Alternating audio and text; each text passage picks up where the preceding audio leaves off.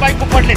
त्या बायको त्या महिलाच्या कमरेला मार लागलेले, कमरेचं हाड मोडले, तरी बी शासन बघत नाही. म्हणजे छत्रपती शिवाजी महाराज चौक ते बार्शी नाकापर्यंतचा हा मार्ग परळी ते अहिल्यानगरपर्यंत या रस्त्याचं काम सुरू आहे. गेल्या अनेक दिवसापासून हे काम सुरू आहे. रस्त्याच्या दोन्ही बाजूने हा रस्ता खोदून ठेवल्यामुळं धुळीनं नागरिकांचे आधीच हाल होत आहेत.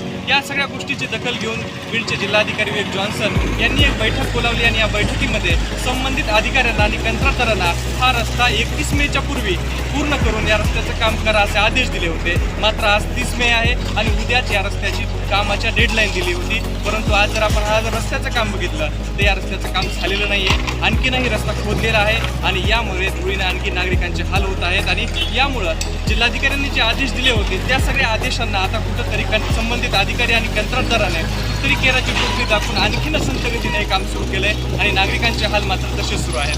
नागरिकांचे कशा प्रकारे हाल आहेत ते आपण त्यांच्याकडे जाणून घेऊया की आता हा रस्त्याचं काम सुरू आहे आणि या रस्त्याचं काम सुरू असतं नागरिकांचे एवढे हाल होत आहेत तरी कंत्राटदार या रोडचं काम लवकर करत नाही. याबद्दल तुम्हाला काय वाटतं? 31 मे पर्यंत पूर्ण काम घ्यावा असा निर्देश आणून दिलेला आहे, प्रत्येकांना दिले. पण आज 30 तारीख आहे, तरी बी काम पूर्ण झालेलं नाही. पावसाळा सुरू होणार आहे, ह्याच्या पुढे लई हाल शहरवासियांचे होणारे दिवस होणार आहे. इथं तरी तकरीबन नैसर्गिक तलाव साधणार आहे. जर पाऊस जर भरपूर पडला तर इथं लोकांना चालता येणार नाही, लोकांचे हाल होणार आहे. लोकांचे हाल होण्याचं बघण्यासाठी इथं कुणीच प्रशासन बघायला तयार नाही आहे. तरी शासनाला अशी विनंती करतो की आम्ही बाबा लवकरात लवकर एक काम करावं. नसता इथंच आम्ही छत्री घालून, इथंच आम्ही पोते घालून, इथंच आम्ही बसणार आहोत.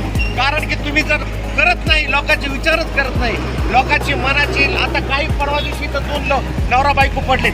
त्या बायको त्या महिलाच्या कमरेला मार लागलेले, कमरेचं हाड मोडले, तरी बी शासन बघत नाही. की नागरिकांना या रस्त्याच्या कामामुळे किती त्रासलेले आहेत. आता पावसाळा तोंडावर आहे तरी या रस्त्याचं काम अजूनपर्यंत झालेलं नाही आहे. जर का हे काम असं संत गतीनं सुरू राहिलं तर नागरिकांचे आणखीनच हाल पावसाळ्यात होणार आहेत. तरी याबद्दल प्रशासन नेमकं काय भूमिका घेतं हे आता पाहणं महत्त्वाचं ठरेल. कॅमेरामॅन गौतम औसमलसह अभिषेक सोळंके, प्रजापत्र लाईव्ह, बीड.